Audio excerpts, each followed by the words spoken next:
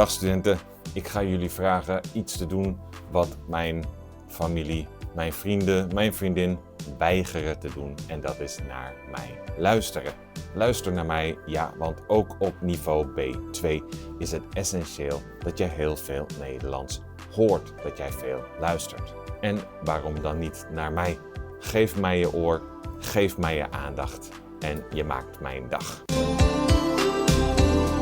Ik praat in deze video over een paar dingen die deze week gebeurd zijn. En ik sta bij 4 woorden stil.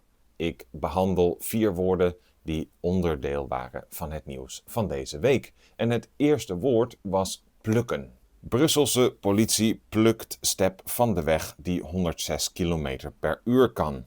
Ja, dit was dus in België en voor alle duidelijkheid, de maximumsnelheid waarop een step mag rijden is 25 km per uur. En in België waren er vorig jaar bijna 2000 ongelukken met steppen. Het nieuws zegt niet hoeveel daarvan 106 km per uur reden. Dat is onbekend. Maar in Nederland hebben Belgen het imago dat ze het iets rustiger aandoen. Ja, ze lopen misschien wat langzamer dan, maar als ze haast hebben, dan nemen ze dus de step. Maar wat is plukken dan?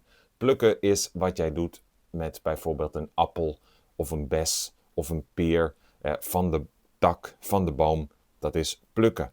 Een poelier, dat is de slager voor vogels als kippen, die plukt de kippen ook. Dus plukken is een beetje deze beweging waar jij iets pakt. Dus de politie kan iemand van de weg plukken. Dat betekent eigenlijk aanhouden, stoppen. En hoe kun jij dit in het dagelijks leven gebruiken? Als er bijvoorbeeld iemand in een vergadering is die jij even wil spreken, dan kun je zeggen, hey, mag ik haar even wegplukken? Of als je ergens hard voor gewerkt hebt en je ziet later het resultaat, dan zeg je, ik heb daar hard voor gewerkt en nu kan ik de vruchten plukken. Het is als een boom die groeit en nu is daar fruit dat jij kan plukken. Volgende woord. Nummer 2 van de week is terugroepen. En terugroepen gebeurt met producten. Bijvoorbeeld Tesla's die niet goed werken of gevaarlijk zijn. Die worden teruggeroepen door de fabriek. En wat is er deze week teruggeroepen? Een grote hoeveelheid zakken snoep van Haribo. Het merk Haribo. Zij dachten, we doen iets extra's. We stoppen er een extra ingrediënt in cannabis. En Haribo zei eerder al dat er zakken snoep in omloop waren waar jij een beetje duizelig van kon worden. Maar dat doet een beetje denken aan Shaki en de chocoladefabriek en het gouden ticket dat iedereen wilde. Maar nee, dit is geen reclame van Haribo. Mensen die deze zakken hadden gekocht en duizelig zijn geworden, zijn zelfs naar de politie gestapt. En ja, alle aandacht voor jouw merk is aandacht, behalve aandacht van de politie.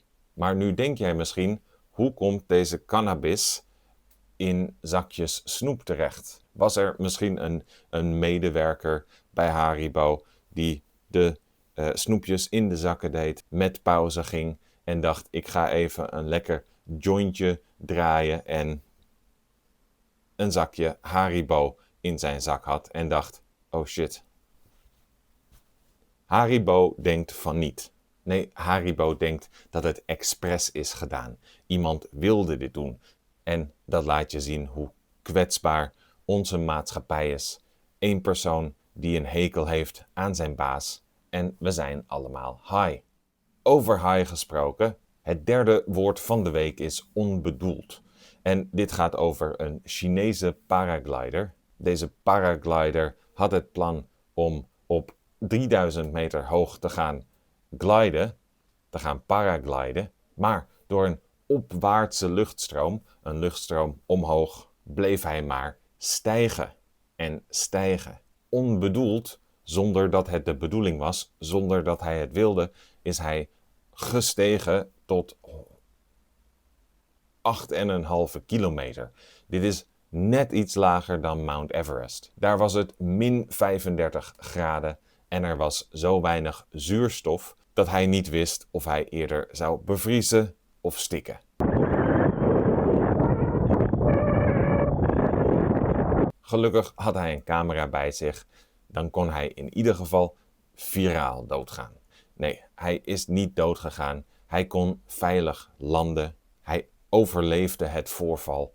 Maar nadat hij geland was, werd hij meteen gearresteerd door de politie, want hij had geen vergunning om daar te paragliden en zijn uitrusting was niet in orde.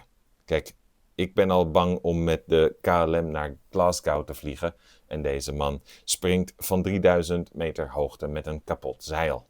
En zeil is woord nummer 4, het laatste woord van de week, zeil. Wat zie je hier? Nee, dit is niet het meest recente kunstwerk van de kunstenaar Christo. Dit is een Noord-Koreaans slagschip, of wat daarvan over is. Een slagschip is een schip dat jij gebruikt, een boot, voor oorlog. En dit ding weegt 5 miljoen kilo en zou deze week te water gelaten worden. En het is ook te water gelaten, maar niet op de manier dat zij gehoopt hadden. Een van de hijskranen heeft te vroeg losgelaten en zo is het te water gegaan als een kandidaat in dit klassieke Nederlandse televisieprogramma. 1, 2, 3, 4, een hoedje van papier! Ja, zo! En kijk goed naar de foto's. Wat zie jij? Zeil. Ja, zeil is een groot stuk doek. Het kan van stof gemaakt zijn. Het kan ook van plastic gemaakt zijn. Jij kunt erop picknicken.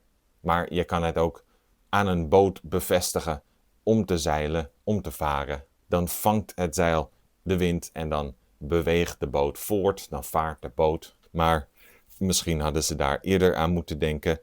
Misschien is dat ook wat zij nu probeert te doen om de boot weer rechtop te krijgen. Gaat 7 over met maar liefst 5 wielen en dat... Nee, waarom ligt er zeil op de boot? Noord-Korea is bang dat de rest van de wereld hun technologie zal zien en deze zal willen stelen. Serieus, dat is het serieuze antwoord. Ze zijn bang dat hun technologie gestolen zal worden. En volgens deskundigen kan het 10 maanden gaan duren om reparaties te maken, maar Noord-Korea zelf weet beter. Zij hebben niet meer dan 10 dagen nodig. Dat is efficiënt werken. Nou, bedankt voor het luisteren.